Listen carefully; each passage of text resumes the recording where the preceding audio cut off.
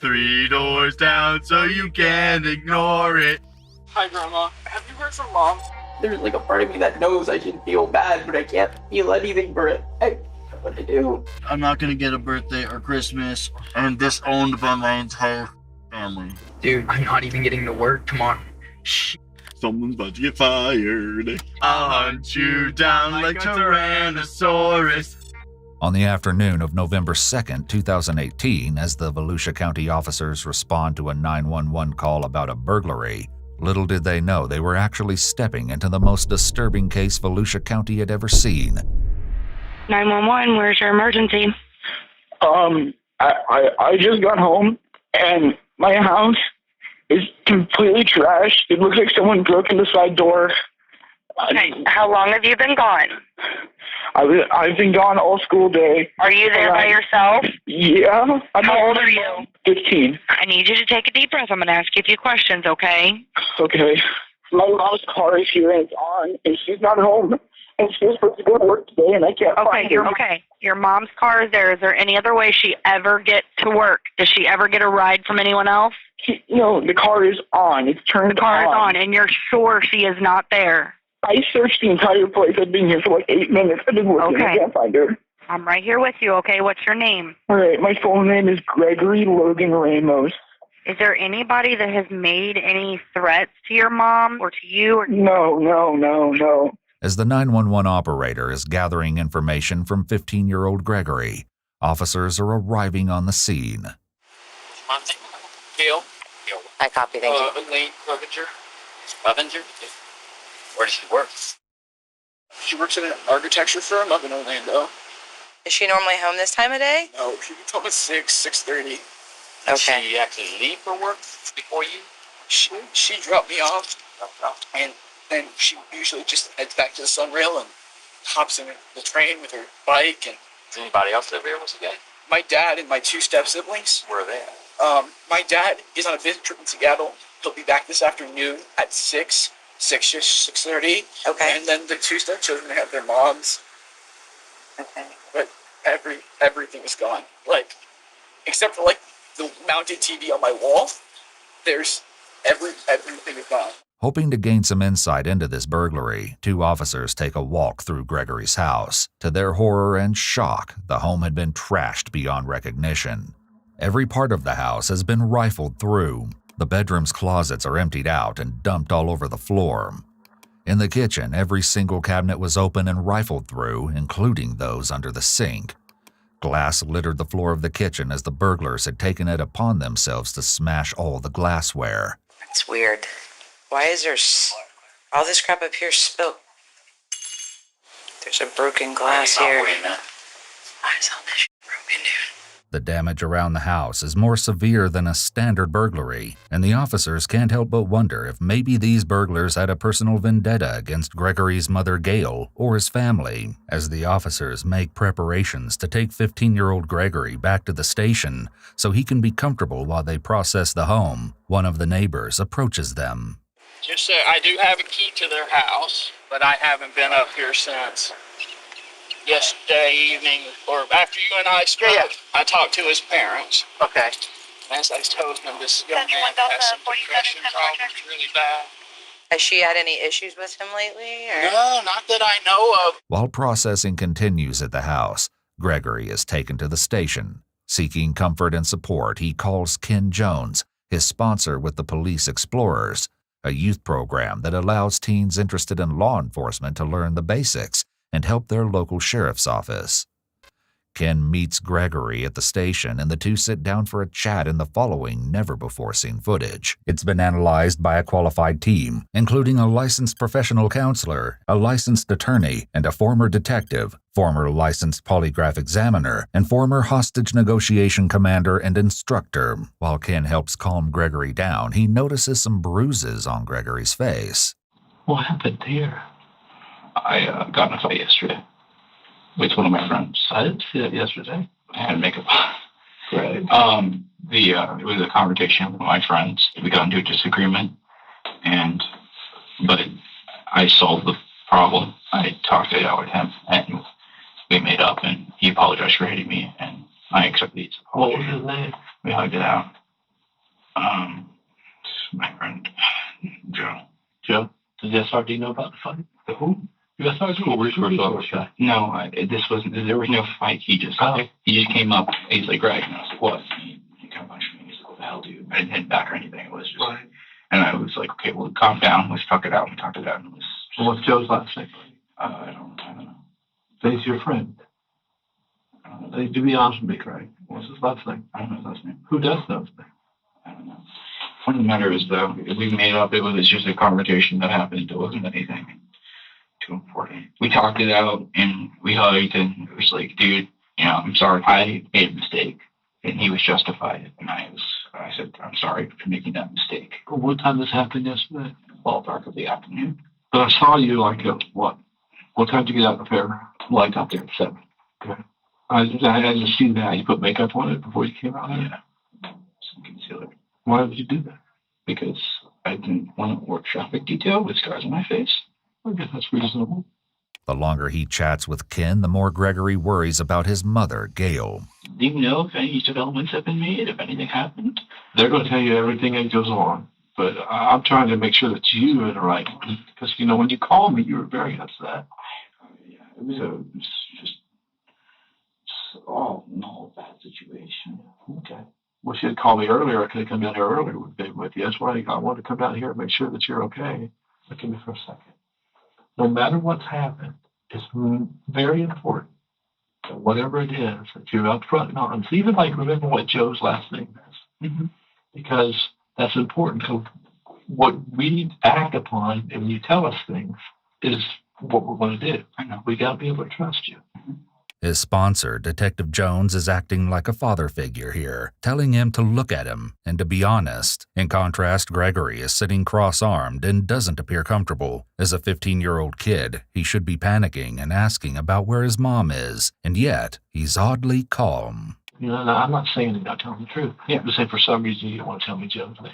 And I don't know why. Why wouldn't you want to tell me Joe? I'm not going to go run after Joe and get him in trouble. But that's just, I know you are. That's kind of like a question to make sure that you're going to be honest with me. I do have my full cooperation. It's just I don't want an unrelated incident to be drawn into the more important. Well, we may need to make sure it is unrelated. We need to make sure that the people didn't come there and hurt you too. Is that possible? No, it's not. Okay. All right. If it was, I would have voiced my concerns already. Okay. That's fair. But we want to make sure that you're okay. I'm fine. Because these guys are going to ask you a lot of questions. They're going to be hard questions. It's going to be a lot harder than me asking you what that guy's name is. Okay. And I don't want you to put up any walls. I want you to just tell them exactly what happened. I'll answer all their questions. I'm ready. With Gregory feeling more comfortable, Sergeant Pagliari begins the interview. A couple things. As you can see, I see that you keep looking at my recorder, so everything that I do obviously is recorded, okay? Plus you see the camera up in the thing there. Gregory has read his rights, as is standard procedure. In Florida, there's no requirement for a parent to be present in order to interrogate a minor. However, there is an obligation to notify a parent or legal guardian when a minor is taken into custody, which isn't the same thing as questioning. The general take on the Florida parental notification requirement is that it's good faith, and the inability to make contact with a parent or guardian doesn't put a halt to any questioning. Still, it's important to note that Miranda rights apply to minors in Florida just as they do to adults. Now it's time for Sergeant Pagliari to get some background information on Gregory's mother and some recent trouble at school. How would you say your relationship is with your mom? It has its ups and downs. Okay. I think everyone argues a little bit with their mom. Okay. We love each other a lot. Mm-hmm.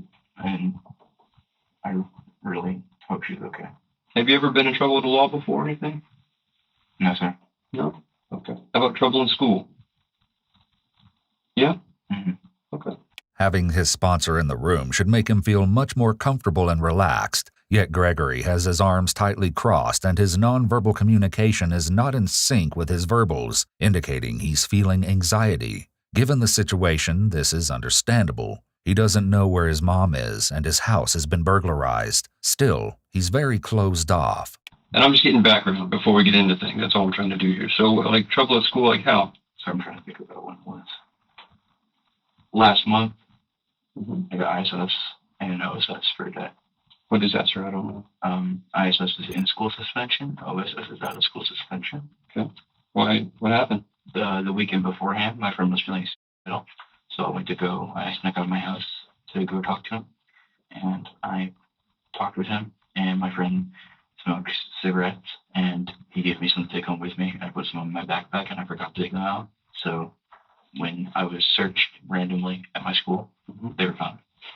And how'd your mom feel about that? She was not happy, but we worked out a solution, which was me going to do community service for my church. Okay. You talk about ups and downs in your mom's relationship, right? So that would probably be one of the downs, I would assume. No, because she was justified in her anger. That was my fault. But previously, my mom has done things that were not justified. You want to tell me about those? All you really need to know is it was just impulse. It wasn't anything serious.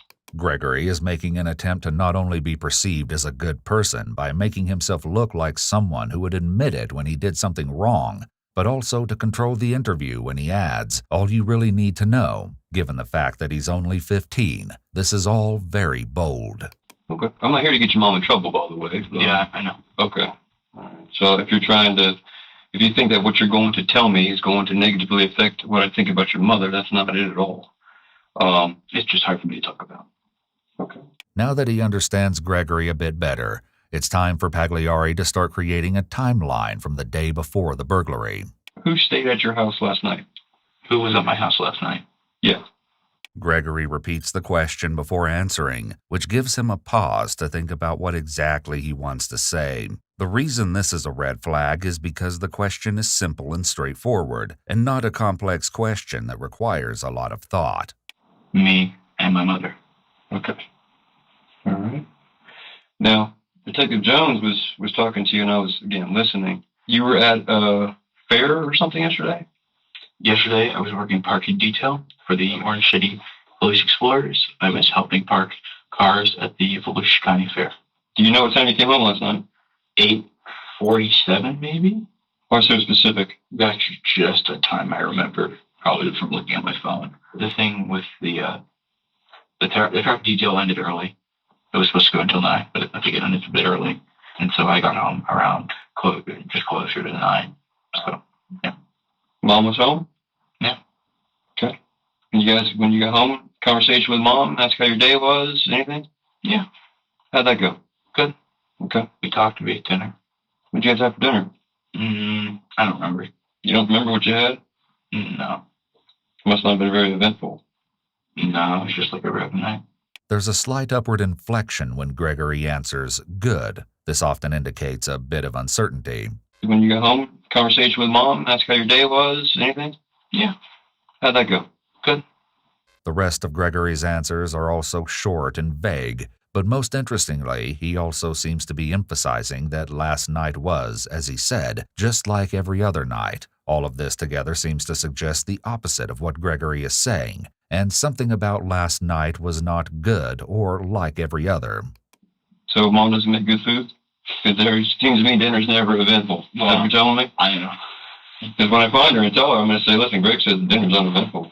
You think she's going to be upset with me or upset with you when she says that? Maybe. There are a few interesting interactions here. For one, a bit earlier, Gregory gives a very specific answer of 8:47, which sets the stage that his memory is very good. Second, the detective seems to have noticed how closed off Gregory is being still, and is doing a little bit of friendly picking on him to build rapport. However, when the detective talks about finding his mom, Gregory makes some anchor point shifts. This thought should have raised a bit of hope or excitement, yet instead, he shows signs of anxiety. He said she goes off on you for other stuff, so I don't want her to go off on you for that. Fine. Sure. Whatever. It's whatever. How do you deal with it when she goes off on you? I've gotten better at it. You've gotten better at it? I used to get really angry and emotional, but I've kind of realized that's not worth it. Well, that's the only way to deal with it. The worst thing to do would be put your hands on her? I would never do something like that. You would never put your hands on your mom? No. And I think I've made that point quite clear to her. We had an argument a couple months ago. It was like a long time ago. Mm-hmm. And she sat me across the room because she didn't trust me. And I told her I could, yell and scream at you all I want do the exact same stuff you did to me, but I'd never lay my hands on you. Never. That's just not something I do.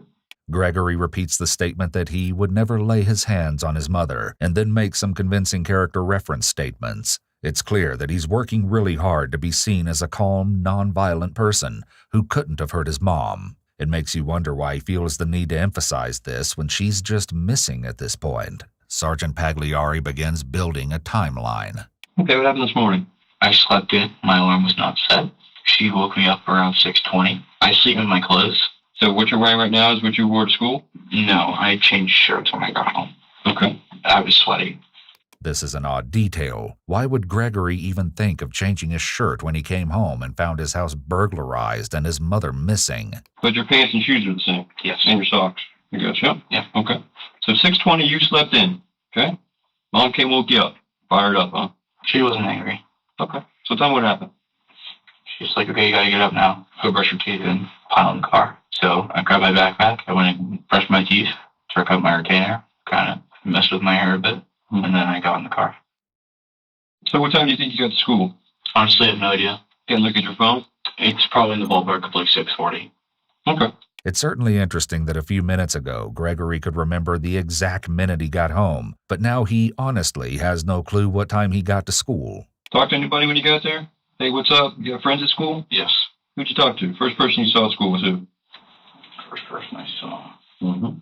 For a brief moment, Gregory unblocks by lowering his arms and leaning forward. He then wrings his hands together before closing back off. Something about this line of questioning made him a bit uncomfortable, but why? Probably my friend Kat. Kat? Yeah. Boy or girl? Female. You got a last name? No. Who's your friend? You don't know her last name? I'm gonna keep it real with you. I don't really got that many friends. I'm not like a super social person. Okay. Nothing wrong with that. I have a lot of acquaintances that I have that I've either A, had a class with in the past, or B, have class with now, or C, I know from elsewhere. And so, yeah. Okay. No worries, man. No worries. I get that. What's your first period class, buddy? Biology. Who's that teacher? Mr. Olstowski. Biology. Biology. What building is that? Room, building, and everything else, you know? Building 3. Mm-hmm. 4-3. 403 is the room? Well, building 3, floor 3. Oh, floor 3. I don't know the room number. You want to take a stab at spelling the last name of that teacher? Latsy, or maybe W, and ski, I guess. Man, woman? He's a guy. Guy. Okay. You like him? He's good alright. Teacher? I have a D in his class. You have a D? Yeah. How's Mom feel about that? We had an argument about it last night. Oh. Tell me about that. We talked about it. Basically, she's like, I can't be doing this. And I was like, well, I got all A's and B's last quarter. I can pull my grade up before the end of the semester. And she was like, whatever, blah, blah, blah. Don't act so cocky. I'm like, I'm not. I just know I'm capable of doing things like that. Sergeant Pagliari has honed his skills when it comes to reading behavior, and he's picking up on some strange behavior from Gregory. You know, one thing you said you'd like you want to be a detective someday. And in my personal experience, when people start a story and then they go into the blah, blah, blah part, that there's more to the blah, blah, blah. So if you will, Greg, tell me what the blah, blah, blah part was for this argument. Okay, well, basically, she was just kind of like, whatever. You act narcissistic sometimes. Don't be so cocky. Using the word basically tends to indicate that someone is leaving something out. This, combined with Gregory's nonverbal behaviors such as self-soothing head rubbing, scratching, possible eye blocking, and his one hand tightly across his stomach in a protective and guarded posture, all seem to indicate that he's feeling a lot of anxiety. And I was like, well, I'm not cocky. I'm capable. I feel like I have the skills because I've done it before to fix my grades in a short amount of time. And I was like, I probably could fix them by Friday and stuff, and just talking with her about that. And she was like, all right, whatever, go study your biology. And I was like, all right. So I studied my biology for about an hour, and then I went into her room, and she was on the phone with Dad. I said hi to Dad, and then they hung up, and then I said a prayer with her for a good night, and said our whatever for a million hours for Grandma, for Uncle Joe, and stuff like that. When people say "and then" or jump to parts of their story by saying "and" repeated a few times in a row, It tends to mean that they're going through events like their bullet points, and they're usually leaving something out between the ands. I was like, I probably could fix them by Friday. And so I studied my biology for about an hour. And then I went into her room, and she was on the phone with Dad. I said, hi, Dad. And then they hung up, and then I said a prayer with her for a good night. And said our whatever for our family members, for Grandma, for Uncle Joe, and stuff like that. Pay close attention to the moments when Gregory says, and then, as the questioning continues. And then I kissed her, and I went to sleep. Okay. And that was I went to sleep around 11. That is when I woke up late. Okay. When was the first time somebody called you about, or did anyone call you about your mother not being at work or anything like that? I received no communication from anyone about that. Okay. With Gregory's school day seeming as normal as can be, the sergeant inquires about what he found when he got home that afternoon. Gregory gives some indication that he's feeling anxiety around the questions of what happened when he got home by fidgeting with his fingers, making anchor point shifts, and doing some self-soothing rubbing on his arm. It's important to note that an innocent person might also experience anxiety with these questions, as coming home to such a house after a robbery would be traumatic. However, it's still going to be noted by the detective. How long would you say it takes you to get from the bus stop to your house? 10 to 15 minutes. Okay. You weren't running or anything today, were you? No. Okay. Gregory makes even more anchor point movement shifts as this line of questioning starts, moving his leg up into a barrier position and engaging in some self-soothing as well. Front door was locked. You used the key. Mom's car was in the driveway? Correct. And you told Detective Jones it was running? It was running. Is that odd? Yes. Is it odd the fact that your mom's car is even there at all? Yes. Why? Because she parks at the Sunrail station, and then she takes her bike on the Sunrail to go to her job. How does Mom usually get home? 6:30. Car's in the driveway and it's running. That's weird. Car's there at all. It's weird. You agree? Yes. So now you used the key and you opened the door. What did you do? What's the first thing you do when you went inside? Well, I noticed that there was all over the floor, like just a bunch of crap that was strewn everywhere. Mm-hmm. And the closet doors were open, and there was stuff spilled on my table. I just noticed that the front view of my house was chaotic. Spilled on the table where? I don't know. On the table. What room's the table? Oh, it's my house. You go through the front door, and there's this hallway. My room is this way, and then there's our dining room table right here. Okay. Gotcha. And the next thing I did was I went in my room, and I noticed that there were things missing, and that there was dressers and crap, all that crap just pulled out and strewn everywhere. What's missing from your room? Mainly, I didn't really look thoroughly for everything that was missing from my room, but I noticed 3 things in particular. What are those? My stereo system. Describe what they are. So 3 things. Stereo system. What's that? It's like a radio with 2 large speakers, and it lights up LED blue. Do you know who makes it? Zero Clue. Zero Clue is pretty popular. Yeah, I know. What's the other thing that you're missing? My gaming computer. Is it describe it to me? It is white. It has a glass side, and inside you can see the wires and the graphics cards and all that stuff inside, and it glows LED blue. So it's like a tower, not a laptop? It is, yeah. It's a big boy. It's attached to a monitor. That's how you play? Yeah. I paid with all my own money from summer jobs and stuff. Must be pretty pissed off that's gone. Yes. I'd be pissed off. You spent all your money that you earned to buy this computer tower, now it's gone? Well, I'm more pissed off that my mom is gone. Rightfully so. Get that. This is an interesting moment. It appears that Gregory doesn't want to show anger about his missing things, so he deflects it back to his missing mom to appear like the appropriately concerned teenager, but it all seems a little forced. What's the third thing? I noticed I have a 25, I forget the weight on it, but it's a hunting legal combat bow. Compact bow. Give me a minute. You good? I think phone call. Actually, someone needs to talk to me. You can talk to Detective Jones. While Sergeant Pagliari steps out of the room to make some calls, Gregory chats with Detective Jones. When do you think my house will not be a crime scene? I don't know. Sometimes it takes hours. Sometimes it takes almost a day and a half. I know you've worked cases like this before. I have. It takes a while sometimes. And the more information you can give them, the better off it is. Yeah. They need to know what to do, where to go. I made a lot of bad decisions in my life with regards to other things. Yeah. And it's just... His answer here immediately grabs Detective Jones's attention, and he moves into the confession position. Gregory must have noticed because he quickly clarified with regards to other things, but it makes you wonder what exactly is his sponsor thinking in this moment. Now, if my mom's gone, like, she's dead, like, how am I gonna reconcile with myself? Well, why would you think that's the case? Because no one knows where the hell she is. Why would a home invade or take hostage? But somebody knows. I just hope my mom's okay. Yeah, I do too, Greg. I can't imagine what it'd be like. You love your mom, don't you? After you guys had your argument with her last night, if she was here right now, what would you say to her? I would just feel like such a dick after every argument we have. It just makes me angry. Because we don't understand each other. Because we're different people and we have different opinions. But we love each other. Oh no! Yeah. You feel guilty about the fight a little bit? I just...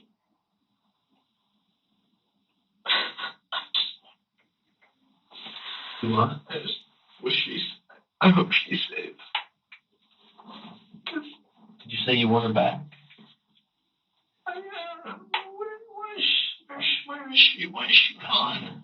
I don't get it. Well, don't give up hope. Gregory makes a big mistake here. He slips up saying, I hope she's safe. He may have just given away not only what happened to his mom, but that he may know more about it than he's letting on. To cover, he starts to cry. But if you're wondering if he's actually upset, notice that he gets distracted and has to brush his hair out of his face. After the detective helps Gregory calm down, Pagliari comes back into the room with more questions, hoping to get any information from Gregory that might help them find his mother. So we were talking about going through the house. You went down, took some inventory. Well, after I went downstairs looking for my mom and didn't find her, I went back upstairs and I decided I needed to check on my dog. He's so eager to continue his story that he actually interrupts the detective. Going through the house, you went down, took some inventory. Well, after I went downstairs. He seems pressured to go through what he did when he got home and to explain everything. This is really interesting because an innocent person shouldn't feel the need to explain things. It simply is what it is. If the house was broken into, robbed, I thought there was a good chance they killed my dog. But, I mean, I didn't know he doesn't bark that much, but I didn't know if they were going to do that or if, whatever. I didn't know what was going to happen. So I walked into the laundry room and I saw everything was displaced, right? But my dog was fine. And that's when I noticed the door. The door, here, I can stand up and show you.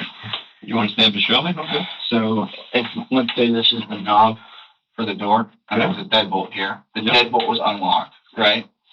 And this was locked. But this entire wooden area on this frame was it looked like it had been busted open.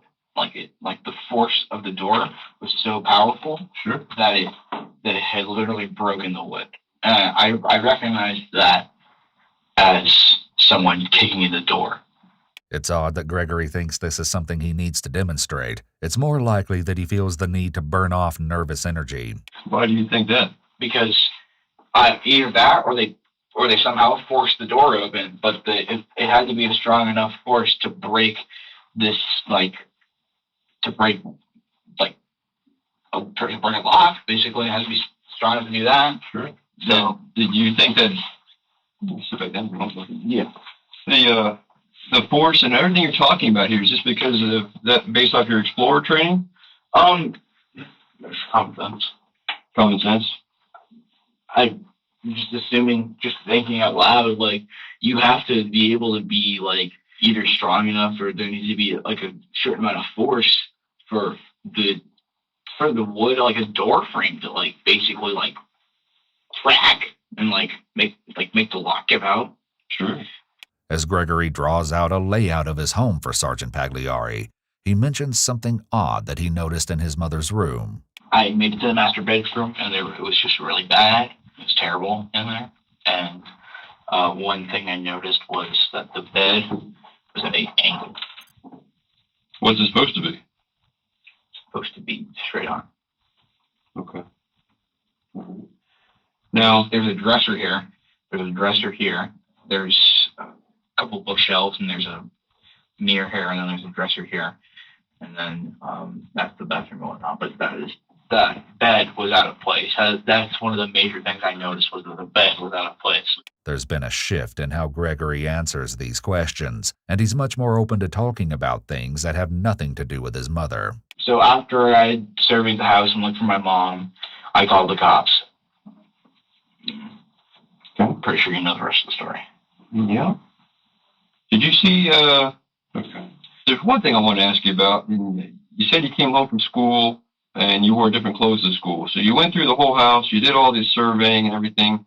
At what point did you think it was pertinent to change your clothes? All right, let me tell you. So I was sweating my ass off, right? Mm-hmm. I was really hot, and Instead of just answering the question directly, he goes into a long story to explain his actions, which is another sign that he feels nervous about what he's saying. I told my family, I think I told you this, but I got in the house and I felt sick. I couldn't find my mom. I was freaking out. I was not in a good place. And so I went into my bathroom and I threw up in the toilet. Mm-hmm. And I then proceeded to flush the throw up down. And then I took off my school shirt and then I changed it to a different shirt. I didn't know if there was any throw up on it or not, but I was feeling hot and sweaty and I needed to change the color. Where's the shirt at now? It's in my hamper. Where's that? In my room. Okay. Sergeant Pagliari clarifies one final detail before diving into Gregory's story. If things seem a little odd so far, then get ready, because this is where things start to get even stranger. Detective Jones was talking about the marks to your face. And Correct. I want to talk about that a little bit more. Right. All right. When did that happen? Can I ask what relevance this has to the conversation? Everything is relevant, Greg. Asking about the relevance is the kind of thing you could expect to hear from an experienced criminal as a deflection, or from a savvy adult with a lawyer perhaps, but this is unexpected awareness on the part of a young, seemingly not criminally involved teen. He sounds like a defense lawyer here, not a kid. It also shows that he may be fishing to see what information they have. Now they're going to say, hey, listen, Greg's mother's missing. Greg has marks on his face. Is it possible that Greg got in some kind of altercation with his mother? Right? They're going to ask me that. Yeah. Okay. So now I need to explain when you got those marks on your face. All right. Good. When? Yesterday. Yesterday? What time? After school. Where at? Student parking lot. Okay. Who did it? My friend Joe. What's his last name? It starts with an L. You have a class with him? No. He's older than me, but he's what? He's older than me? Older than you. Okay. Joe L. Older. White male, black male, Hispanic male. White. Okay. What grade do you think Joe L. is in? He's a junior. How long have you known him? Year and a half. Okay. Not gonna explain the situation to you because it probably looks like I got my ass beat. Go ahead, please. Tell me what happened. All right. So at homecoming, Joe's ex-girlfriend was attempting to grind on me. I don't know if you know what that is. Tell me what it is. It's like when you have well, I was hanging out with my friend, my other friends, right? And they're being grinded on, right? But I don't have a girlfriend, and I'm kind of more focused on other things, and I don't have time for that. And so his ex-girlfriend, Joe's ex-girlfriend, comes to grind on me, and I'm like, I don't really want to do that. And she's like, come on, it'll be fun. And so she did it, and I kind of let her because I wanted to fit in, I guess. But Joe found out, so he came up to me, and then he slapped me and he punched me. And he goes, dude, what the hell? Why would you do that? And we talked to that. And I basically explained to him that I was at fault. I shouldn't have done that. I value more than those other people. I value what we have. And I wouldn't want to end that. And I want you to understand that I'm sorry. And then I really want to continue being friends with you. And he was like, it was kind of a dick move for me to come up and hit you without any preface. So I'm sorry that I did that. Then we hugged. And I said, see you tomorrow. And that was it. Was there anybody else there that saw this? No. Not that I know of. Not that I know of is a selective memory statement, but Gregory's entire story is full of red flags, starting with the neck rubbing. It's not particularly believable that most teen boys would get in a fight like that and make up that quickly, never mind hug and not even know each other's last names. Either Gregory actually has no clue how normal interactions work, or he thinks the officers are that naive and dumb that they will believe this story. So you were just in the parking lot. Like, were you walking? Were you hanging out? I mean, how did this... Tell me about how he... I was hanging out with my friends. So you were there in the parking lot with other people? Yeah. Okay, well, can you name somebody with a first and last name? Brian Torres. Brian Torres? Torres. Spell it for me, bud. Give it a go. P-O-R-E-Z. P-O-R-E-Z? So... Torres, yeah. Okay. What grade is he in? He's a senior. Is he in a class with you? No. No. He saw it all go down. So Brian Torres saw Joe L. punch you in the face. Yeah. In the student parking lot yesterday at University High School. Yes. Okay. Gregory's story is now out in the open, but there are a few issues with it. While Sergeant Pagliari has been speaking with Gregory, another investigator has been verifying information with Gregory's school, and things just aren't lining up. That's 100%. That's everything? No, that's it. I mean, you're telling me that what you're telling me is the truth. Yeah. Okay. You're in school all day. Yep, I have no reason to lie.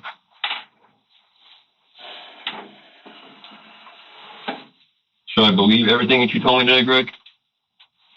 I mean, it's up to you. Well, here's the thing, okay? Do you think that I'm not going to go or have some of my detectives go and run down your story and verify all these places you were at? Yeah. An honest person is much more likely to just say yes or ask why wouldn't you instead of a more confrontational answer like it's up to you. And when I do that, what are they going to tell me? They're going to tell you it's truthful. That you were in, you went to every class today. I was late to 7th period and I was in the auditorium 6th period. I don't think I mentioned that, but... Okay, so you didn't take yourself out of school today at 1:10? No, why? So the school's wrong. What do you mean?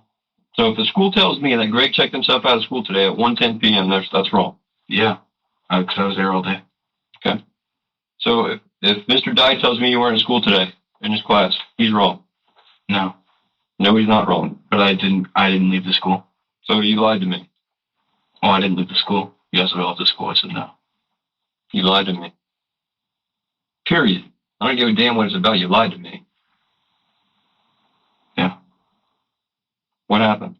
Gregory seems to freeze a bit here, like he's trying to decide what his next story is going to look like. The detective just confronted him, and now he's entered the deconflicting stage of the liar's loop for this part of his lie. He now has to make his story fit into what the detective already knows. As well, the detective is doing a good job of slowly entering the confrontation stage of the read technique, bringing up piece by piece to see how Gregory responds. He's also sitting in the same position as Gregory. This kind of mirroring is meant to improve rapport and connection, even while confronting him. Well, as you know, I have a D in biology. Mm-hmm. I fell asleep in his class. And so I needed to get shit done. I needed to get on that grind. So I skipped into the auditorium 6th and 7th period.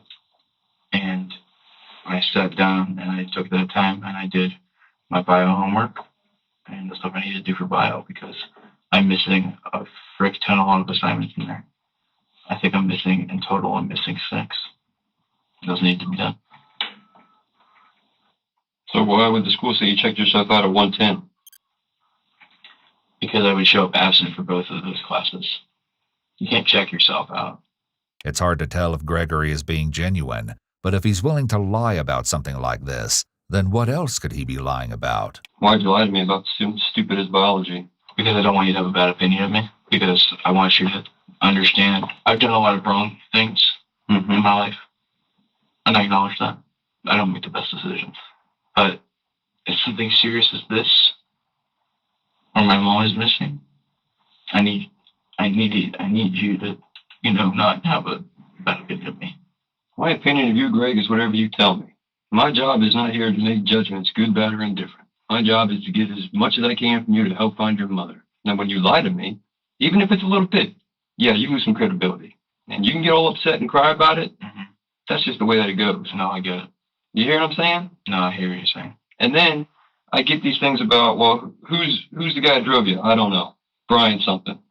Well, I didn't lie to you. I legitimately forgot his name the first time I was talking about him. These things that you tell me, Greg, especially when you're not in school. Can anybody verify where were you when you did your biology homework? In the auditorium. So I want to see you on camera in the auditorium doing your biology homework. Yeah. Are you sure? Yeah. Okay. So if I don't see that and I call you a liar again, am I right to do that? Yeah. But that's what you will see, so I'm not really worried about it. Okay. All right. So if I were to hypothetically just say, or just to say, not even hypothetically, if I were to say that you went home last night, got in an argument with your mom for whatever reason, I guess it was the biology thing, right? Because I know she told your dad that you guys got in an argument about it. If I were to say that you went to school and then you came home, somehow you got home, I'm not sure how you got home, but you checked yourself out. Now again, give me some credit here. You checked yourself out or you left school. Checking out. You just left. Somehow you got home. You get home, something happens to your mom, or you and your mom got into hands-on, you did something to your mom. Wouldn't that be far-fetched? What do you mean? You killed your mom. Why would you think I would do that? Following this accusation, Gregory freezes and pauses for a long time. Right now, he's been pretending that she's just missing, so this is a big jump, but Gregory's response is very suspicious. He doesn't show any anger or indignation as you would expect from an innocent person being accused. He just flipped it and asked the detective a question. He didn't even deny it. He just deflected. You tell me. You guys have ups and downs. You got marks on your face. You told me Joel is the one that punched you in the face, but before you didn't say shit about it. You didn't ask. I did ask. I said, who was there? I don't know. Oh, maybe my friend was there. Your credibility with me, Greg, sometimes is up and down. So again, when I ask you, would it be far-fetched if you came home today and killed your mother? Yeah. You did kill your mother? No. Would it be far-fetched? Yeah. What? Because I would never do something like that. But she sent you. I know she sent you. This is the first big confrontation when Pagliari states, "You killed your mom." He then attempts to build a theme that she's been hitting Gregory, offering him some kind of justification. But as the accusations against him become more and more severe, Gregory seems to realize that the only way to protect his innocence is to make some tragic and startling revelations. Have you ever been sexually assaulted? No. Have you? Yes. Okay. I have. I was sexually assaulted. I reported it to the police. They did nothing. Okay. So, the only person that was really there for me were my parents, and specifically my mom. My mom was the one who helped me through that dark time in my life. I felt I attempted to more than once, more than 3 times. She never put me in all facts. She never called the cops. She never did any of that. She helped me through that time in my life where I was in a bad place, and she saved me from myself. I love my mom more than anything. And we have our ups and downs and we have our problems, but I love her. The timing of his story is questionable. He seems to be trying to deflect from the accusation that he killed his mother and put himself into a victim role in the eyes of the detective. It's a fairly common tactic for narcissistic individuals to use threats or actions like this to manipulate others. He also makes really intense eye contact while leaning forward and seems to be trying to read if he believes his story. This position is similar to the confession position, but the officers don't have him to that point yet. He's just trying to manipulate them into believing him. And I was explaining to Detective Jones earlier, I had gotten into an argument with my mom maybe a year ago, and she sat me across the room, and she said, "I'm scared of you." And I said, "Why?" She's like, "What if you lay your hands on me?" And I said, "I would never do that, because I would never do that. That's not something I would do. That's not something I would ever do. I would never lay my hands on my mother. She's done too much for me, too much for her family, for me to lay hands on my mother." You're a detective, right? Yes. Okay. So, do you want to know what happened to you? Yes. Do you want to... Me and you want the same thing. Yes. We want to find my mom. I wonder what happened to your mom. I want to know what happened to my mom as well. And I don't think she's dead. Whatever. I try to think positively, but it's whatever. The point of the matter is, like I've said before in our previous conversation. Like I said before is a reference statement and saves him from having to repeat a lie again. I've made some mistakes in my life, and I regret them. And now I'm going to voice my mistakes to you, so you can understand what happened. I don't know what happened to my mom. That's the first thing I want to get out. I don't know what happened to my mom. But I do know where I was. I know how everything conspired. And I know that I lied to you a lot because I wanted to protect my own name. But I realize now that after you asked me whether I killed my mom or not, I realized that there's something more important than just me, and that's my family. And in order to help my family and get them the answer that they want. Gregory is really trying to position himself as a good person by repeating how much he cares about his mom, family, and how great of a kid he is. A truly innocent person would likely not need to repeat this to convince anyone, as it would be obvious. They deserve. I need to be completely honest with you. And so, that's what I'm going to do. So, flip the page and I'll tell you what happened. It's clear that he's used to being in charge and telling adults what to do, as it's very bold for a 15-year-old to tell a detective what to do, such as flip the page. As Gregory begins to spill the beans on the events leading up to the incident, his story sounds similar at first, with him getting a ride home from the police explorers the previous night and getting into a fight with his mother over his grades. However, things took a shocking turn after Gregory supposedly went to bed that night. Around 11 o'clock on Thursday, I went to sleep. But I didn't really go to sleep. I just kind of went into my room and turned off the lights. I'm not allowed to have my phone in my room due to something we'll discuss soon. So I go at 11. No, wasn't 11. I waited until 12:30 until I went to my mom's room and got my phone.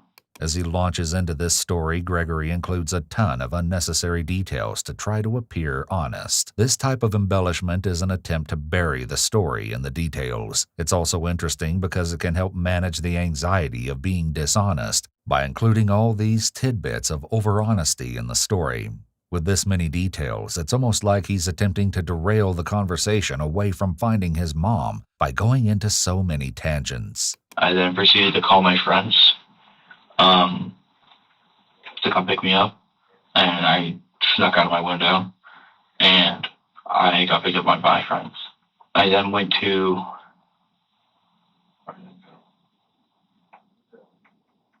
We drove around town, first off. We did that for about an hour. Just before he launches into this story, he shifts away from everyone, back into the side away from his sponsor. It seems like he doesn't want to be a part of this conversation anymore. In that hour or two, I smoked a lot of cigarettes, drank a lot of alcohol, did a lot of shit. So whatever, right? It's now 1:30, I believe. And I'm back. And we go to where me and my friends we're in the car, and I have to understand, while my friends did come, quote unquote, pick me up, I was the one driving, and I wasn't. And while I had some drinks, I wasn't drunk. I wasn't drunk driving. Like, I was fully lucid and conscious. So I was driving my mom's minivan, and we drove to this church, and there's a fire pit in the back. And so me and my friends smoked a bit there, drank a bit there. I popped an LSD tab, so did my other friends. Just kind of chilled there, and we would go back and forth between my house to get more money to go to 7-Eleven or other places and get food or drinks or snacks in general. So we traveled a lot between this fire pit and my house, in which case afterwards, and then it was like 5:45. As he tells this story, it not only changes multiple times and is filled with far too many details than necessary, indicating that he has a memory of extremes, but he's rubbing his nose, touching his mouth, fidgeting with a pen, and then puts his guard back up quickly. All of this indicates that Gregory is experiencing a high level of anxiety. Soon he will show his memory of extremes when he goes from sharing too many details to suddenly leaving something out. I drove the van home, hopped in to my house. I was wearing black boots and jeans and a gray t-shirt. And I got in my house and I started getting ready for school. Put my bio textbook in my backpack, just started getting ready, et cetera, et cetera, et cetera. After this, Gregory's story once again aligns with the one he told earlier. His mom dropped him off at school and he went through his day like normal until the 6th period. At 1:10, after 5th period, I met up with my friends. We walked off campus. Stopped to go to the bathroom of the woods. It's not really necessary detail, but that is what happened. And then piled in my friend's car, and we drove to my house. We picked up some more money. Then we drove to the fire pit again, and we smoked more cigarettes there, talked. One of my friends, this is the same kid that was suicidal, and I snuck out of the night for him, but I didn't just sneak out. I stole my mom's car like I did Thursday night, and I had driven over to his house, and I had talked to him himself. And so this is one of the kids, and so we were just talking about life problems and how to deal with them and just all this shit. Gregory is once again trying to make himself look like a good person and an honest person by telling on himself, and then bolsters this by including the story about helping his friend. And we were shooting this shit at this fireplace and smoking cigarettes and just kind of chilling. And then we basically went back home and they dropped me off. And then from then on... Note that Gregory says he basically went back home, along with a super extended "and then," followed by a long pause before he answers. He's clearly mentally skipping something, but he makes a poor attempt at covering it up as it's pretty obvious, especially as there will be several more pauses throughout his story. It's pretty much the same. I noticed my mom's car was there. The lights were on. I walked into the house. Everything was everywhere. Door busted. And all that shit, whatever. I already told you. Went through my house, looking for my mom. Wasn't anywhere to be found. Blah, blah, blah. Called the police.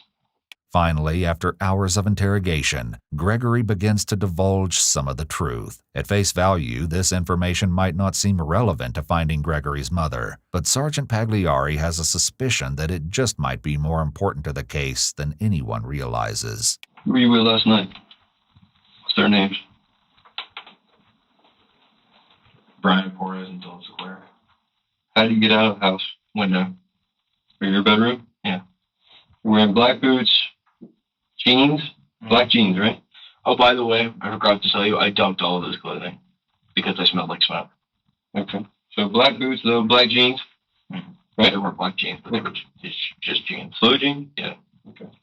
Well, then pink or purple or gray, they're just standard blue. Yeah. Gray t-shirt. Yeah. The detective appears to be trying to mirror Gregory's language, which is a pretty common tactic in rapport building. Mirroring verbal language serves the same purpose as mirroring nonverbal language. It helps with connection and trust. So now it's you and Dylan. Who else? Brian. You picked up Brian in Daytona also? Yes. Mom's minivan? It was us three. It was us three. You three. Yeah. You drank? What were you drinking? Alcohol. What type? Like a beer, liquor? Tequila. Tequila. Okay. Who brought the tequila to the party? Dylan. Tequila. Smoking what? Cigarettes. Just cigarettes? Yes. And these guys, Dylan and Brian, dropped you off today. Correct. At your house. Well, I told you they dropped me off at right here. Winn-Dixie? Or no, where the hell are you talking about? Where's that place they said they dropped you? This is High Banks. So they dropped me off here. I walked the rest of the distance. So it's not possible that Dylan and Brian came to your house after they dropped you off, stole your shit and killed your mom. Is that possible? Well, I'd see them drive past me. Okay. Well, I have to ask because, again, I'm trying to figure out what the hell happened to your mom. They're definitely accounted for because I saw them throughout the school day. And so if whatever happened to my mom, I don't even know what the fuck happened, but whatever happened to my mom, it happened during the school day, obviously, because when I got home, she wasn't there and the house was ransacked. So obviously something, whatever. Gregory repeats the word obviously, which is a way to push his narrative. Remember, the more you repeat something, the more likely others are to believe it. So none of that's missing. You didn't take to go trade for drugs or anything else? No. Okay. Did your friends? No. Okay. Now, you understand that, hopefully you understand, that this could have been flushed out hours ago. Yeah, I do. So I want to give you some credibility. I mean, what's that got to do with, you said you want your to have answers. This isn't any answers for me. I mean, this is you going out, being a teenager, stealing your mom's car, and doing some shit. I thought you were going to tell me that you know what happened to your mother. Like, somebody killed your mom or took... I don't know what happened. I already told you. Okay. I'm giving you my alibi, so you know I didn't off my mom. Stating that he's given his alibi is certainly odd, and rather than actually denying being involved, Gregory seems to be fixated on his story. Okay. You're not getting hostile with me, are you? I'm here to help you. Yeah, no, but I'm not trying to get hostile. Okay. It's just the fact that... Well, you have to understand that you could have told me this before, but now, did this guy, Joe, punch you in the face yesterday? Is that legit? Yeah, it is. This is the first time we see Gregory get really flustered, though we've seen him do a lot of self-soothing throughout. Perhaps he's realizing he's still not out of the woods, but little does he know this interview is not going to go the way he hoped. Okay, so Brian saw the guy punch you in his face. Did Dylan see this guy punch you in his face? No, he wasn't there. He wasn't there, but Brian's going to vouch for you. Yeah. Okay. Just making sure, because again, I want to, if you can't understand that I'm taking some of the things that you say with a grain of salt. Making Gregory think that his friends might not corroborate his story and planting a seed of doubt that his friends will give a different story, the detective is using the prisoner's dilemma to try to get him to be honest. Then... No, I fully understand. Okay. But, yeah. So, neither one of them know that my mom is missing. Sergeant Pagliari gives Gregory one last chance to tell the truth before they verify his story with evidence. I want you to look at me real quick, because I'm about to tell you. I want you to understand the magnitude of it. Okay. Okay? So, earlier in our conversation, I've been very transparent with you. I've told you some of our tactics and things that we're going to do. I told you that we're going to verify your story, right? Yes. Okay. So, one aspect of your story, obviously, is to run down Brian and Dylan, okay, who you said you were with last night, and here you're with today, okay? Correct. So, think carefully about this. Okay. What do you think Dylan or Brian is going to say? Like about me? Yes. Well, they're probably going to act like they don't know me. Or they'll verify everything I've said. Why would they act like they don't know you? They don't want to get involved. Involved in what? Like, involved with my problems, I guess. I don't know. Point of the matter is, yeah, if you go run them down whenever you do that, whenever you want to do it. Like right now we're doing it. Oh, you are? Yeah. Yeah, they'll verify my story. They're going to do what? They'll verify what I'm saying.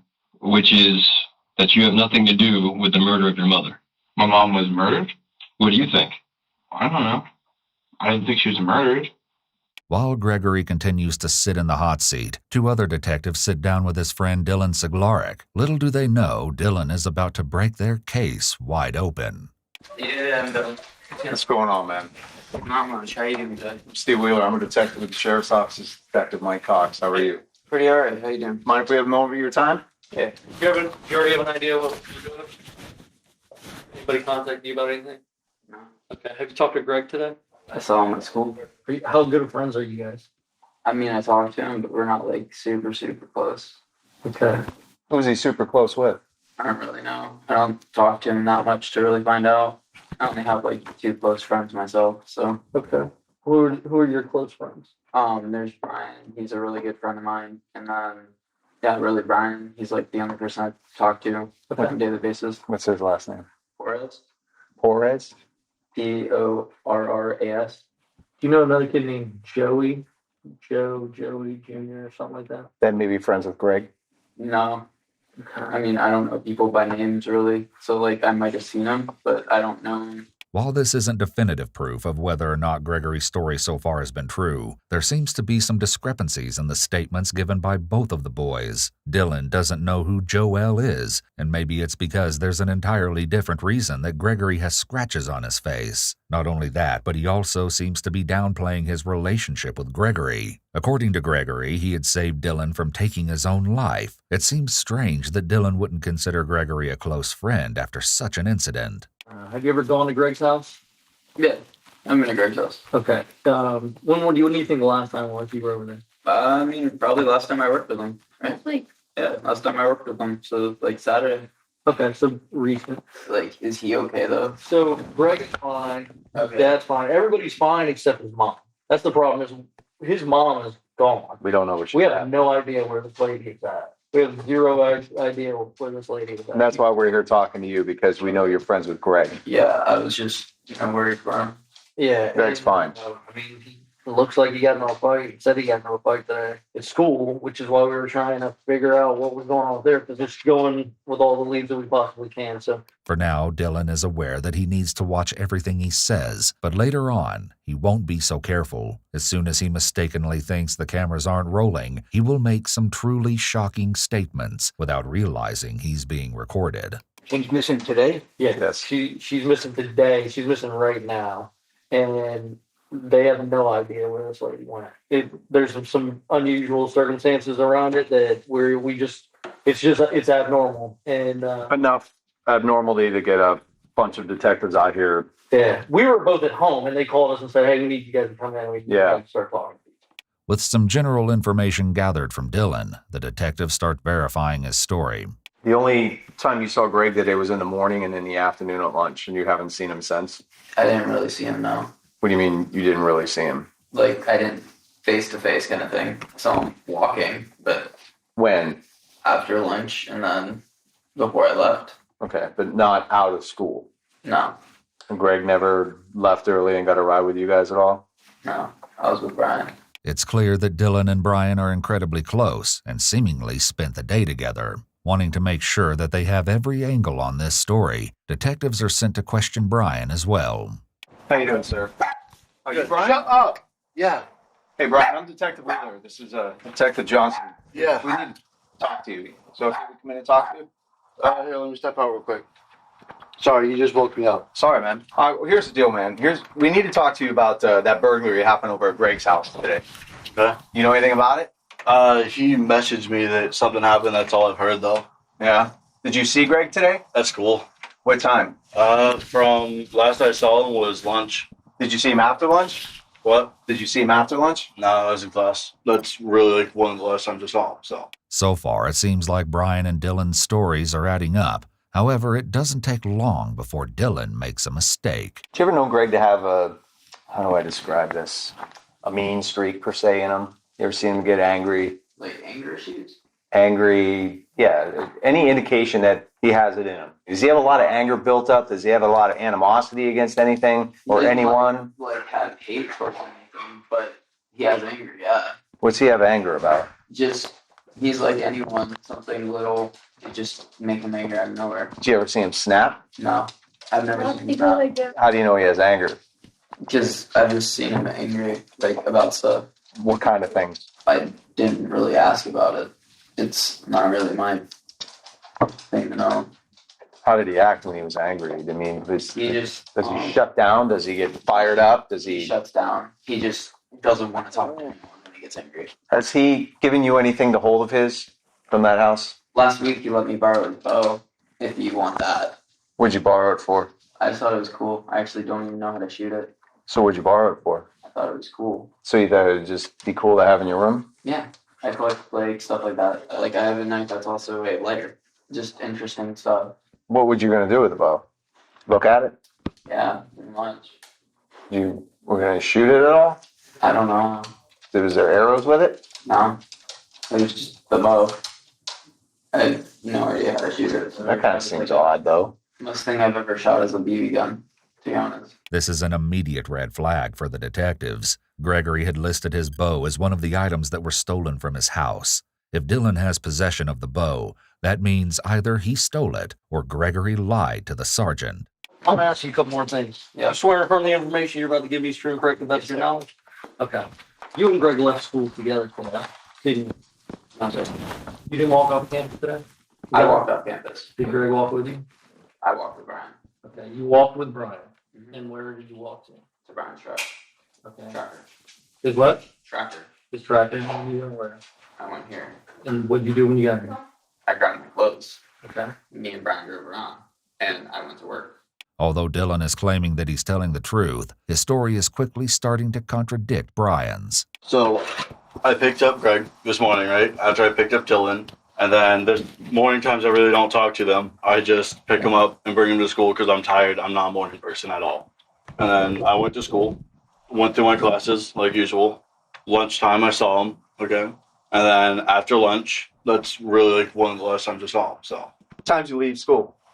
Sometimes he goes to his 7th, sometimes he doesn't. What time did you leave school? What time did I leave? Brian repeats the question here to give himself some time to think about his answer. He will repeat part of the question again in a moment, making you wonder why he needs to think about this answer when it should be easy to remember.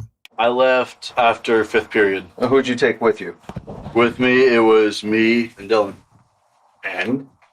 Greg, but I took him home. Where did you go? I took him back to his house. As the detectives continue to dig for the truth, Dylan eventually cracks. We walked off campus. We went to his house. He gave me his stuff to hold. What stuff? I can show you. Tell us what it is. He gave me his gaming laptop, his gaming PC. He gave me his bow that I borrowed. Today? Hold that. He gave you his personal computer too? And the bow? And the bow. Why did he give you? So it's a laptop, a gaming laptop, a PC, and a bow? It's a gaming PC. Okay. Gaming PC, a bow, and what else? Don't know what else, honestly. And then what? Why did he give them to you to hold? Did he tell you? He said he was in trouble, so he gave me it. And I drove off. I came here. I put it in my closet. And I went to work. After he gave me the stuff, I went to work. I didn't do anything else. I have a job to do. Look, why did he say he was giving you that stuff? What kind of trouble is he in? I don't know what kind of trouble is he in, but got there and the house looked really torn up. So he told me to take the stuff. I mean, I get what it was looking like. So you got to the house with Greg and Brian. Just the driver. Did Brian get out? Did you all go inside the house? We got to the door. He ran in. I looked inside. I could see it all messed up. He ran out, gave me that, gave me the bow. He threw a couple of the things that we ended up just throwing out. And then I came back here. What did you throw out? We threw out like a computer and a printer and just like small stuff like that. Threw it out where?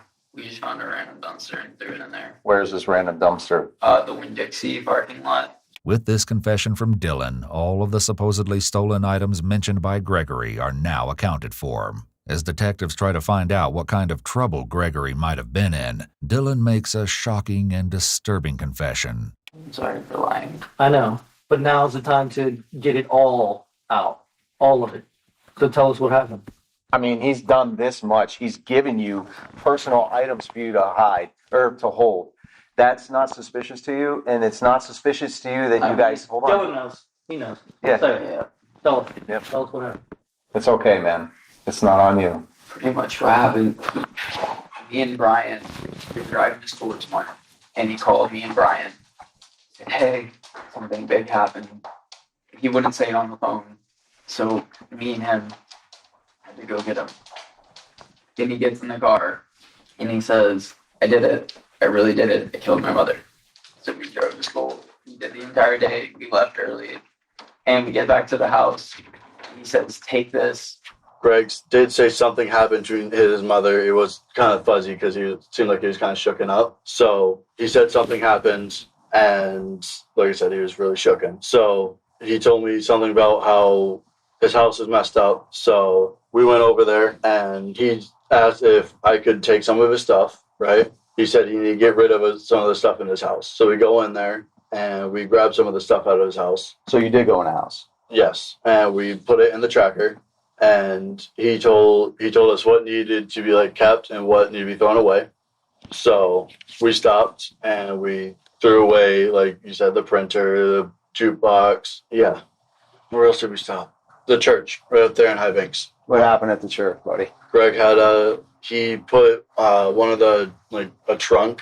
He put that in the water. What was in the trunk, buddy? A whole bunch of random stuff, like just junk that you'd see at like a garage sale. After hours of investigation, interrogation, and turmoil, detectives finally are getting to the truth. Despite having this horrid information, there's still so much they need to know. But Brian is still reluctant to admit one crucial detail. What was said? What did Greg tell you? Don't cover up for Greg. I'm not trying to cover for Greg. If he said it, then he said it, and then, you did what you did, and that can be explained. Mm-hmm. But don't sit here and just continue to lie to us. All right? Okay. You and Greg are buddies. There's more than one person here. It's not just you. Remember that. By stating there's more than one person here, the detective is clearly using the prisoner's dilemma with Brian. There's two other parties involved. It's not just you, okay? So it's not like we came here blind. Looking for answers. Yeah. I can tell that by how much you guys already know and all that, so. Just tell us what he said. He said that he's telling me that, like, an argument. Or not really argument, but he told me that, like, it's hard to say. It's just honestly. Just say it. Just say it. We've probably already heard it. He said that he killed his mother, and I didn't really believe it, so. Okay, all right. With both boys having claimed that Gregory killed his mother, the detectives are inclined to believe that they're telling the truth. Although Brian is claiming that he didn't believe Gregory's claims, it's hard to imagine that he wouldn't get suspicious after helping stage the crime scene. No matter what Brian or Dylan want to believe, they helped their friend cover up the brutal and shocking murder of his own mother. As the detectives prepare to inform Sergeant Pagliari about what they've learned, one of them notices that Dylan isn't doing too well. Yeah. You okay? I know your history. I just want to make sure that you're not thinking about harming yourself or anything. Dylan, you okay? I know it's tough. You feel anything for it? You don't feel anything for what? What do you mean you don't feel anything for it? There's like a part of me that knows I should feel bad, but I can't feel anything for it. Hey, what to do? Listen, just do what you're doing. Sitting here talking to me, okay? I can understand. You're probably not feeling anything because you haven't really processed it yet. You haven't processed what happened. While one detective comforts Dylan, the other is quick to get Sergeant Pagliari on the phone and let him know what they've discovered. Armed with this new information, Pagliari sits down for one final confrontation with Gregory. But even with everything they know, none of them could have been prepared for what exactly Gregory would say. Do you think, and I'm going to ask you this, I've asked this before. Okay. Because in your hearts of hearts, looking at me face to face, are you a man of integrity? Do you know what that is? I do know what it is. Okay. Are you a person of integrity? I don't think I have the best character. I think I have character flaws. But on the up and up, usually, I try to be as honest as possible. And when I'm not, it's because I'm being selfish. And I can admit that. Okay. I tend to be selfish, and that's a problem I have. But, okay. Yeah. Well, here's what I want you. I'm going to do this. I want you to look at me right in my eyes. Okay? Look like this. And I'm going to ask you, did you kill your mother, take things from your house, distribute them amongst your friends, come in here today and lie to my face and say that you didn't do that? No. No what? I didn't do that. You didn't kill your mother? No. Okay. Notice Gregory's complete stillness. He's working as hard as possible to lie. He's making constant, intense eye contact and then has no reaction to the accusation. An innocent person would be furious or completely shocked at being accused, angry their friends turned on them. It would show, but from Gregory we see almost nothing. All right. So, sit back down. I don't believe you. Why? Well, the good news about it is that all those things that were missing from your house, we found them. Where? You tell me. I give you a clue. It's one of your buddies. Are you saying my friends robbed my house? Is that what you took out of this? Is that I'm saying that your friends robbed your house? The same friends who, by the way, were at school all day and who dropped you off. Here, I'll refer to your little map here, bud. Remember this. They dropped you right here on High Banks, whenever the hell this road is. And I asked you earlier, is it possible that your two friends could have went to your mom's house and killed your mom and taken those things? And I didn't. You said that's impossible because they would have been driven past you, and then you would have saw them. The time is up, Greg. The time is up. We found the stuff. Okay. Okay? Your buddies turned us onto it. Now you need to tell me what happened, because they've already told me what happened. Told my pals what happened. So you need to come to Jesus. You're a religious man. You prayed with your mom. You need to tell me what happened. So what did they tell you? I'm not telling you what they told me, because I don't have to tell you what they told me. You tell me what happened. I already told you what happened. Tell me you didn't kill your mother. I didn't. Who killed your mother? I have zero clue. Who took the to your house? Well, you just told me. Apparently it's my friends. And when did they think they did that? I have zero clue. Do you honestly believe the things that are coming out of your mouth? Yeah. So when your buddy says that you told him you killed your mother, he's lying. After being backed into a corner, Gregory remains silent for quite a while before something snaps inside him and divulges one of the most chilling confessions we've ever heard. Oh, good, whatever. All right, I'll tell you what happened. All right, so I got home. I got in an argument with my mom. She slapped me across the face. She began to hit me. She started beating me. I didn't like it, so I strangled her to death. I put her in a wheelbarrow. I put her in my car. I took the car. I had a mental breakdown where I almost committed suicide 3 times. As he talks, Gregory adds in, I almost had a mental breakdown and thought about taking his own life even as he's in the middle of admitting to killing his mom. He still wants to appear to be the victim. This is very classic narcissistic thinking and behavior. I drove around Daytona. I dropped the wheelbarrow in some random-ass location, and I drove back to the church. I began to dig a hole. I dig a hole right under the fire pit. I dug a pretty deep hole, pretty deep, deep enough to fit a body in. All right. All this time, my mom's decomposing body. I dragged it from my car to the fire pit. In which case, I tried to cut the wedding ring off her finger because I wanted to pawn it, but I couldn't because I didn't have a knife strong enough to cut bones. Oh, well, whatever. Anyways, so I dug that hole, threw her body in there, filled it back in, made it look all nice and natural, dumped my clothes, and then I went home. And I caught a ride to school with my friends. And, yeah. What about the part that you staged a crime scene? Oh, yeah, I forgot about that part. Oh, so in the middle of the night, I realized that, hey, my mom just up and disappears. That's not going to make any sense. So I decided to make it look like a box robbery. So I just went to my house and I just threw shit everywhere, which looked pretty convincing. Yeah. And yeah, again, not what I want to hear. Why did you drag your 2 buddies into this and give them the stolen shit? Because I needed to get rid of it. Gregory's complete lack of remorse is disturbing, to say the least, and it only gets more horrifying as he doubles down. I think you have to realize that with my mom beating up and hitting on me, it wasn't like me being like, I've waited ages for this, and then I kill her. No, this was extremely out of impulse, out of me getting beaten the shit out of me. So I just was like, I'm done with it. So I grabbed her neck and I strangled her. So it was out of complete impulse, which doesn't make it any better. But the point of the matter is I was shaken up, obviously. So your mother talked to your father on the phone. When did you strangle your mother? I don't know, 12:30. Where was she at when you did it? What? Where was she? In the room. Which room? Her room. Sleeping? No, she woke up. She woke up after you had your hands around her throat? No, she woke up when I entered her room. And what happened then? She's like, what are you doing? What did you say? And I said, listen, you have to understand that I was not. The stuff that is on my face right now was a lot worse, and I wasn't feeling good. And I said, why did you have to hit me? I said, you said that you wouldn't do that again, but you did it anyways. Why did you have to do that? And she's like, well, whatever, blah, blah, blah. You Stop. Yeah. Whatever, blah, blah, blah, bullshit. We covered that. Yeah. I don't want to hear it. What'd she say? She was like, well, you were being a dick. And does that really warrant? Let it out. Yeah. Oh, yeah, it's important. I want you to tell me. No. Does that really warrant? Not important. Does that really warrant? Wasn't being a dick. I already explained to you the conversation that I had with her. All right. It's still about my bio grade. It's still about all that shit, right? Mm-hmm. And it's the same conversation I had with her. But it's the same conversation. It's just, like I said, it escalated to screaming and yelling, and then she started hitting me.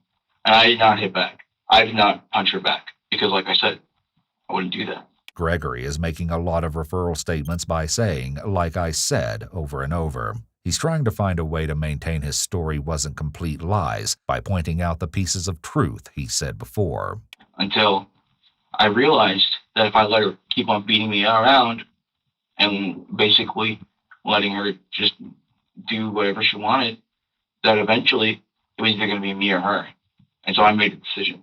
According to Gregory, his mother's murder was a preemptive self-defense, but that doesn't justify such a horrifying and unforgivable crime. He continues to share more grisly details of the cold-blooded attack. Put your hands around her neck? Was she facing you when you did it?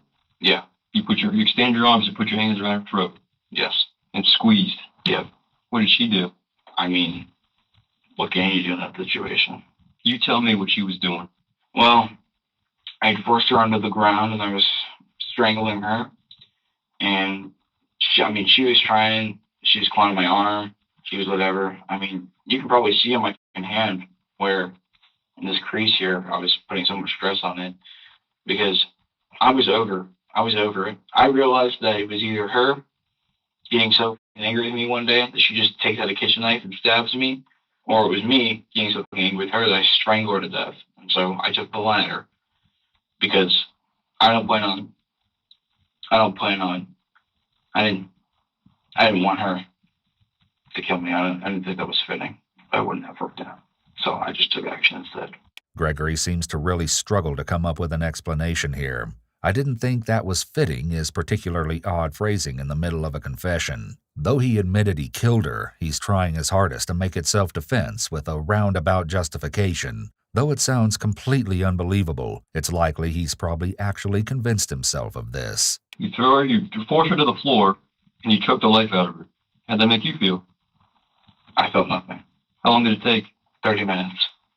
You choked your mother on the floor to death for 30 minutes. Yeah.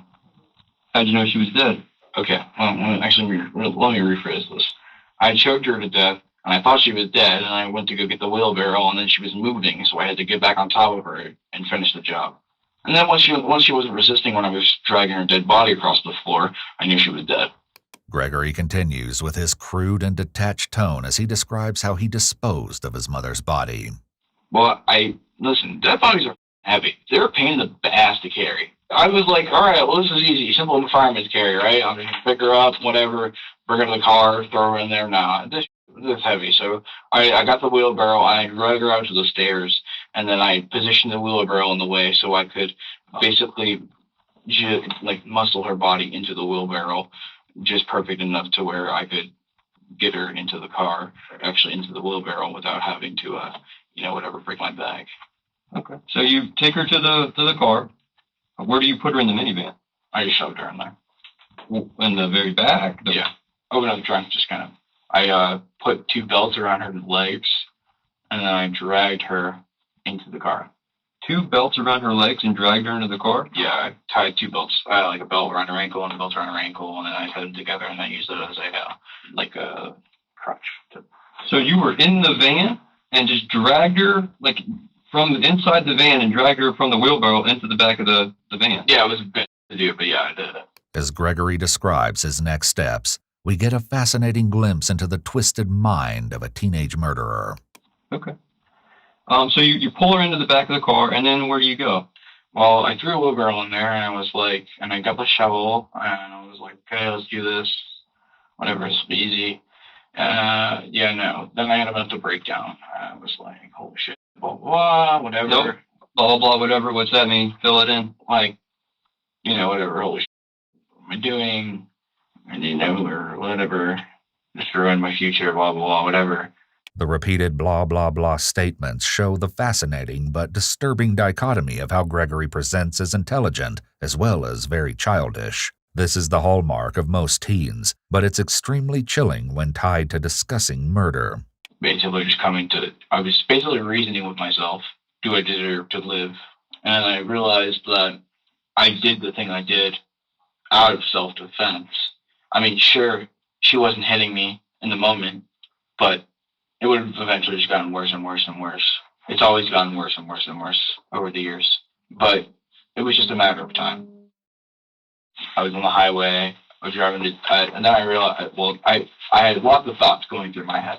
My original thought was, what if I just dump my mom's body in some random ass location with a wheelbarrow, and then I just go on the run, right? And then I realized, where the would I go? I mean, I had my sister's house in Michigan, yeah, but she just turned me into the cops, and whatever, I'm not going to get out of the country in whatever, how many hours they find her body. So it's not worth it.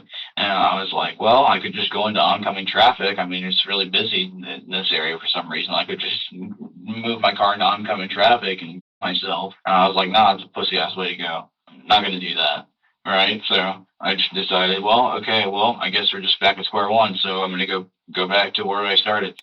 Gregory continues to narrate the account, and he doesn't hesitate to share the disgusting details about what he did to his mother's body.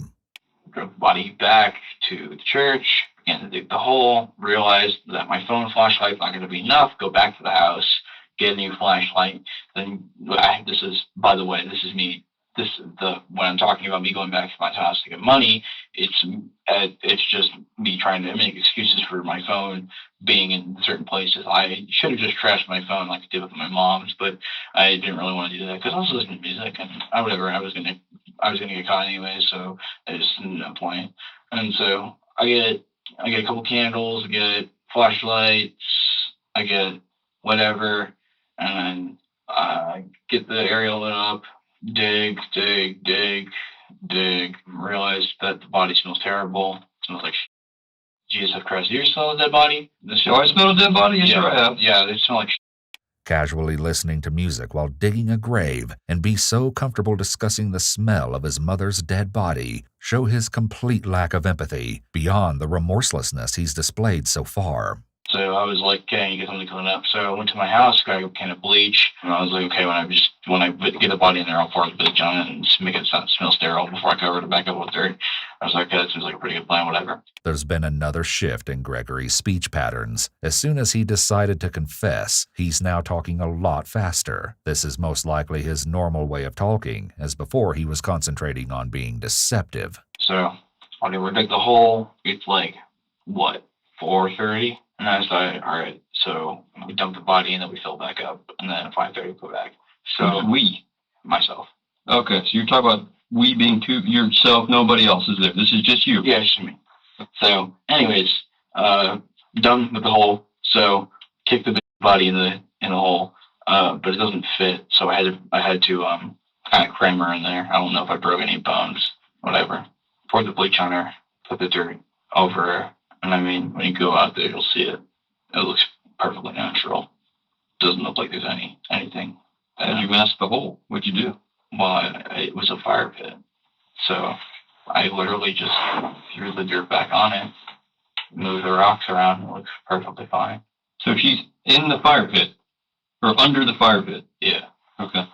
And yet another shocking twist.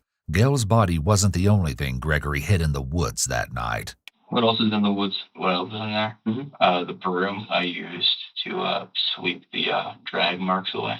Okay. Because when you're dragging a dead body, as I said, I trashed the wheelbarrow on Holly Hills, which was a dumbass move because I still needed to get the body out from the trunk of my car and bring it down to this area, right? But I realized whatever, blah, blah, blah, dumb. So if I hadn't wasted maybe an hour and a half, I probably would have gotten away with it. But I did waste that hour and a half because I needed to come to terms with what I did. Anyways, I dragged her body with the two belts I had tied to her ankles. I dragged it all the way to the fire pit. And, you know, like when you're dragging the body on leaves and palm fronds and whatnot, that collects quite a lot of shit, to be frank. So is there anything else? I mean, you said that there's a shovel in the woods, a broom in the woods. How about any of the stolen or the stuff that you took from the Well, there's more. Yeah, there's stolen shit. There's nothing big. It's like all small shit.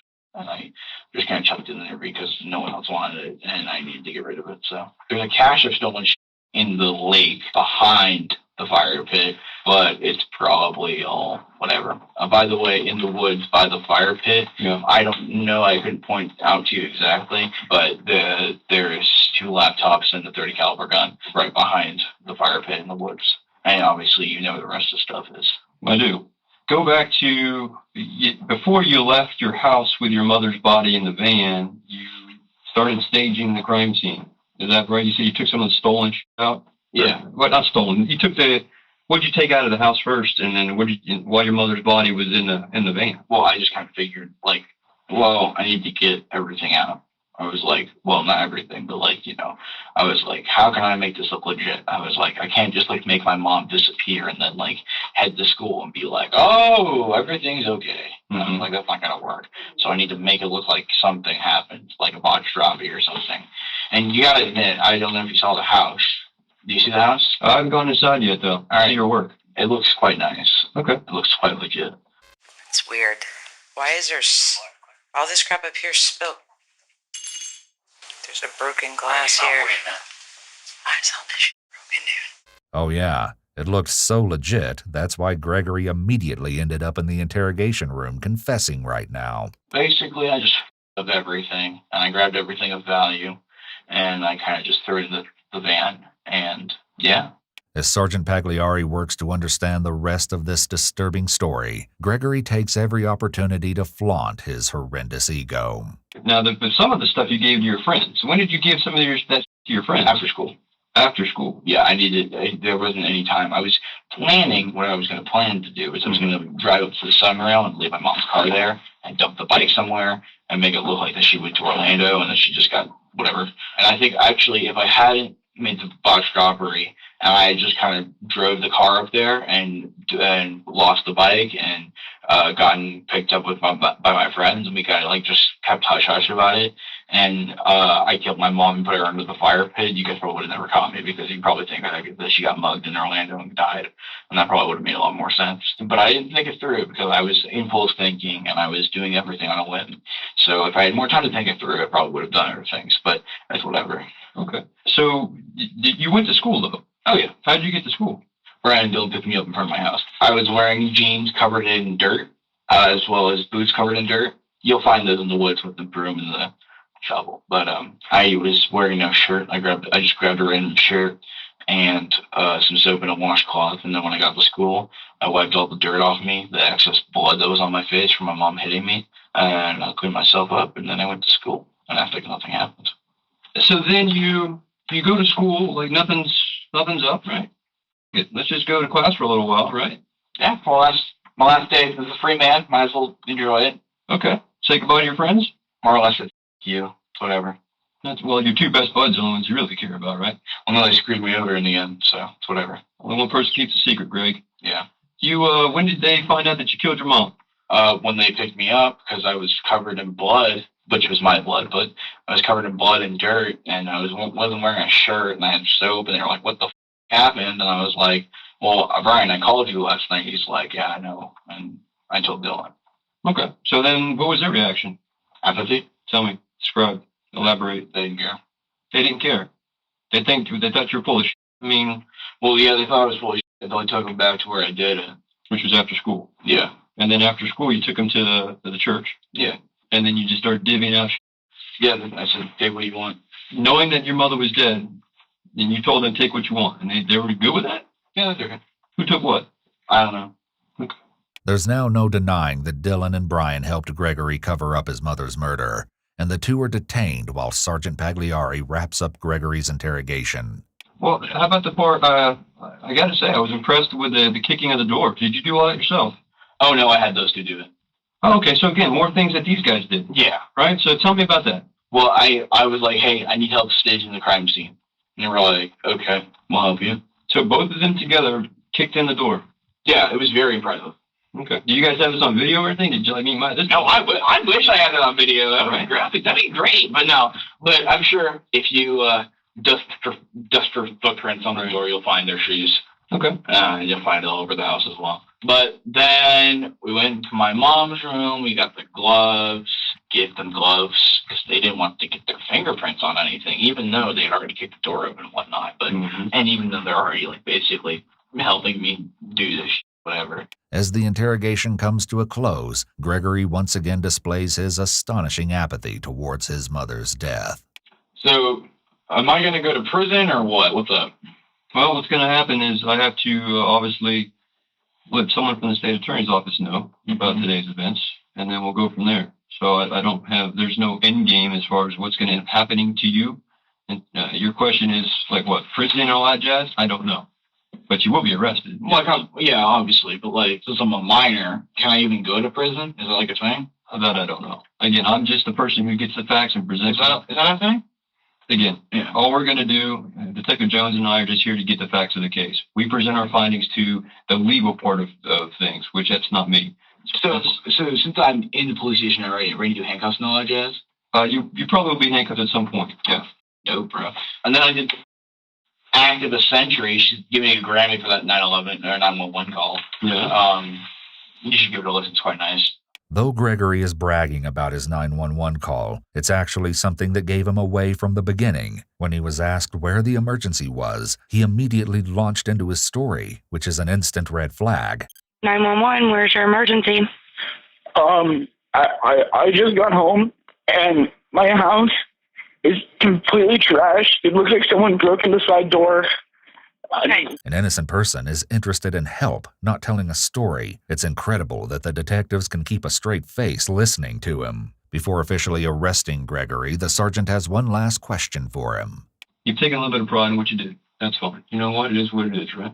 Are you willing to go with us and show us where at the church where you put her and everything? Do a little reenactment of what happened?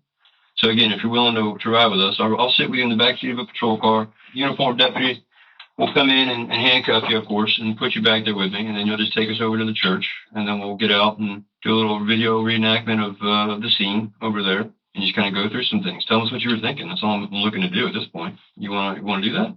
I'd be down. You're down? Yeah. Okay, let's do it.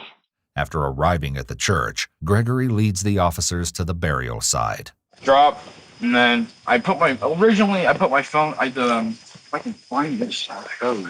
Are your phones out here? Well, no, it's not. I wish it was. No, me too. But, whatever. Well, there was a wooden, did they find the stuff back here? We probably found a few things, but go ahead what you recall. All right, well, whatever. There's, did you guys find the gun back here? Did we find a gun back here? It's okay if we did. There's one back there. Yeah, we did. Yeah. Okay. A rifle? Yeah. You guys found the laptops as well? I believe so, sir. All right, sounds good. Okay. So, yeah, whatever. I set up my phone so I get some light, but then I realized I needed more, so I had to go back to my house and get more. But sure. Tell me how you dug the hole. Let's talk about that. Took a shovel and I dug it up.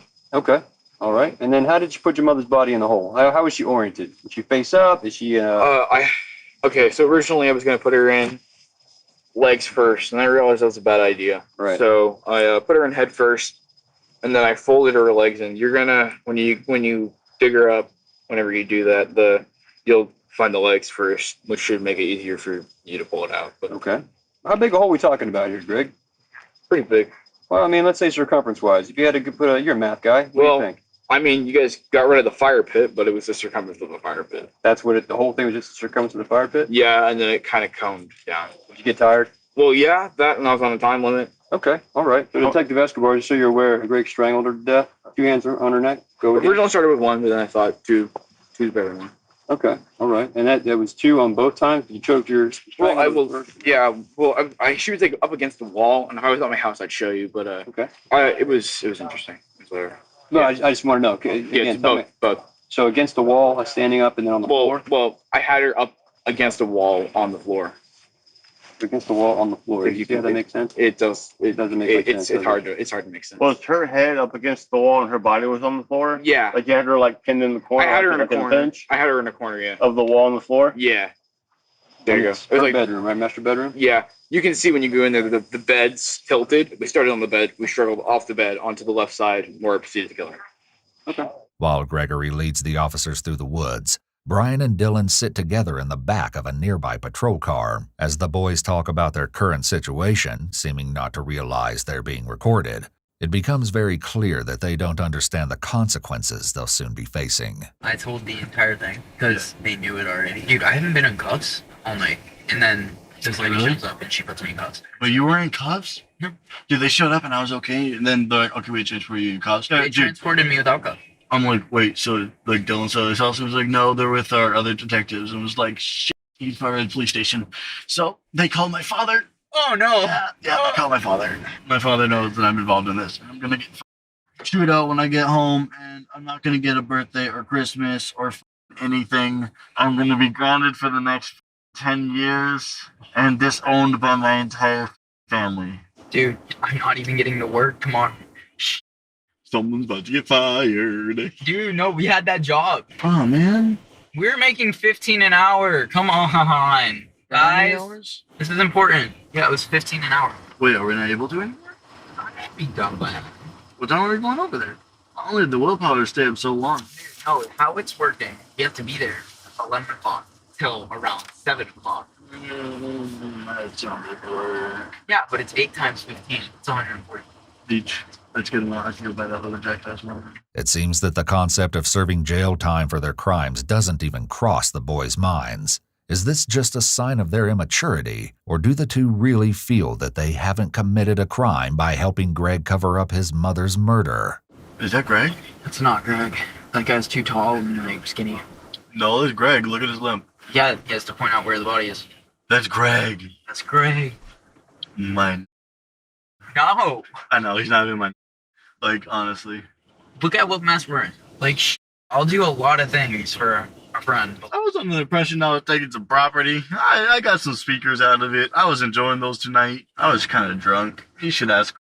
The complete lack of accountability from Dylan and Brian is appalling. However, their utter absence of remorse only becomes more apparent when they bizarrely decide to sing Alien Boy by Oliver Tree. I was sitting there singing Bruno Mars and all that, just like blasting the speakers. I had them all hooked up and it looked nice in my room. I fell down to earth. I was listening to that too. 3 doors down, so you can't ignore it. I'll hunt you down like Tyrannosaurus. Eventually, all 3 boys are transported back to the police station. After a hectic night of processing, Gregory, Dylan, and Brian are reunited in the back of a patrol car and transported to the Department of Juvenile Justice, where it's very clear they have no idea they're being recorded.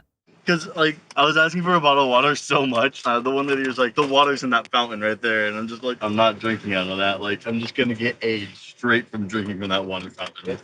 I know. That's just... You have handcuffs in the cell, when, like, were they in front of you or behind you? In front. Okay, I was going to say, they're behind. But how the hell are you going to do that? You're going to have to do some, like, trapeze. Oh, no. When I had to, like, flush the toilet, I literally had to, like, kick the button pretty much. Yeah, you need to be quiet for 1 second.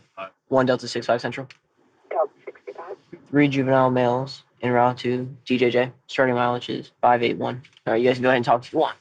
Dude, seriously. Oh, I was not sitting down on that toilet. It was like steel and there was white stuff all over the toilet. I'm just like, I'll pass on that. Why my dad here? What? My family isn't here. I guess they just disowned me already. You're Brian? What? Yeah, I'm Brian. No, they have a lawyer. They're with a lawyer with you.